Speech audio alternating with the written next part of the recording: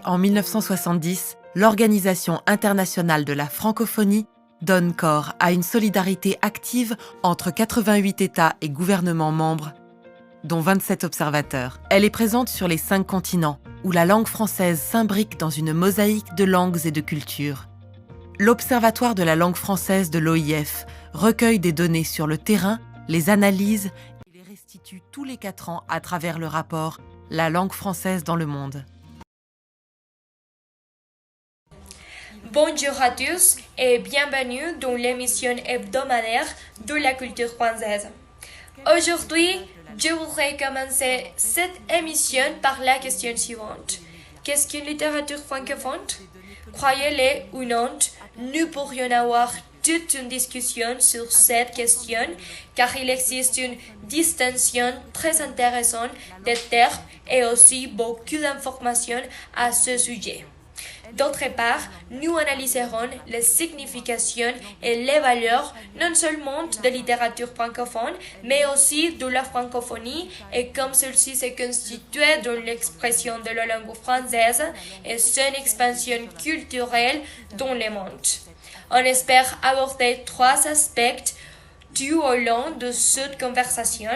Les nombreux termes qu'il y a pour désigner la littérature non francophone en tant que la grande diversité de nationalités d'où elle vient et finalement l'impérieuse adoption de la langue française pour exprimer des idées propres. Mais pour parler de ce sujet aujourd'hui, je voulais faire venir un invité spécial, quelqu'un avec qui discuter et pouvoir comprendre les notions de la langue française et de sa force idiomatique à travers le temps et l'histoire, bien sûr, non seulement en France, mais aussi dans les nombreux autres pays. En fait, l'un des points forts de cette discussion sera de comprendre quels aspects font partie de la francophonie, etc. Mais sans plus attendre, je souhaite la bienvenue à Santiago, professeur des langues étrangères. Bienvenue, Santiago. Bonjour chère Laura et tous ceux qui suivent les programmes Apprentissage par cœur. Je suis très heureux d'être ici. Merci pour l'invitation. J'espère de profiter du temps en parlant un petit peu de cette notion qui est très intéressante, en particulier pour tous ceux qui sont intéressés sur la langue française et les auteurs qui ont choisi la langue française comme langue d'expression, des imaginaires, de cosmovision. Donc voilà, bienvenue à tous.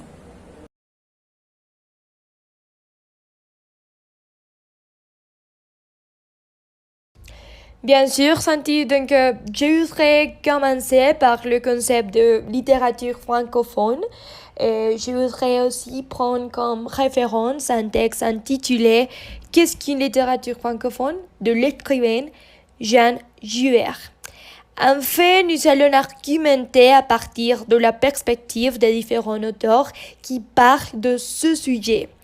Jouert en particulier nous dit qu'en raison de l'internationalisation de la culture, tout est beaucoup plus accessible aux jeunes et le contact avec d'autres langues est beaucoup plus fréquent maintenant. Aussi, les traductions font leur travail et les pensées d'un auteur peuvent être transmises d'une langue à l'autre, de billet en billet. Cela permet également à l'écrivain d'émigrer vers d'autres lieux, de se rapprocher d'autres cultures et même d'écrire dans d'autres contextes et encore une autre langue. Complètement d'accord, Laura. Passer les frontières des pays et des langues. C'est le cas aussi de Jean-Jacques Rousseau, suisse, Georges Simenon, belge, et Eugène Ionesco, roman, qui, en parole de Joubert, peuvent avoir plusieurs appartenances identitaires. Toutefois, Joubert mise en évidence un fait, on peut dire, limitant sur l'essence pour n'importe quelle sorte de production littéraire. Et c'est à propos de l'existence de quelques types de littérature francophone qui sont condamnés à son enfermement dans des îles ou ghettos comme la littérature mauricienne. De cette manière, constitue la vision du monde insulaire des imaginations insulaires. De ce point de vue, Joubert propose une conclusion illustrée par une naissance à partir des situations de contact, des équilibres culturels provenant de la civilisation d'un projet de l'écrivain. En bref, ce type de littérature hors l'hexagone sont ouvertes, nomades, plurielles.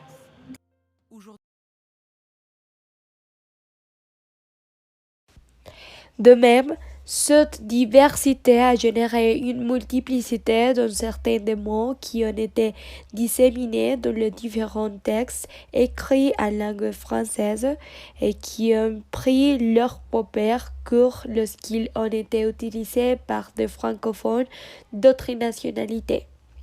Depuis, la notion d'écriture en français est difficile car il existe une répartition linguistique dans certains pays, par exemple en Afrique, dans le Caraïbes ou au Québec, etc.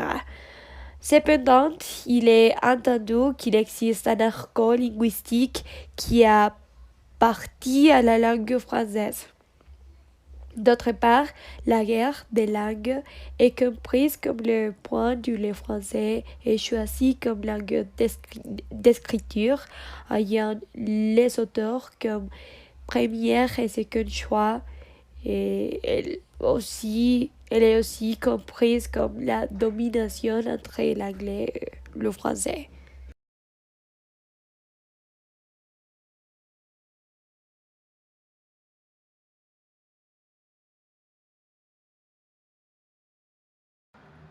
Oui, c'est en effet ces guerres que tu mentionnes, une guerre linguistique, si on peut l'appeler comme ça, qu'il convient de noter que c'est précisément la réception de la littérature par le public qui crée une figure de la littérature nationale ou littérature régionale. De cette manière, les textes qui sont écrits dans une langue qui choisie comme une langue d'expression, comme c'est le cas de la langue française, est possible dans la mesure où le livre se déplace dans le temps et l'espace. Avec l'histoire, il s'acquiert une forme d'expression. En outre, les textes sont également censurés, cachés, redécouverts, etc., ce qui détermine tout leur processus prétextuel et configure un espace de mots qui est ce que nous appellerions la littérature nationale, comme je l'ai mentionné auparavant.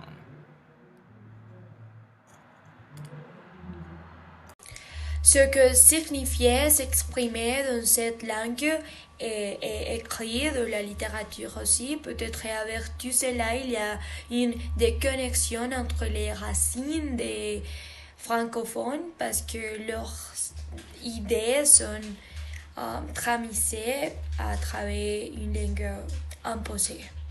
C'est ça en général le point de vue à propos de cette ronde thème qui on a parlé aujourd'hui.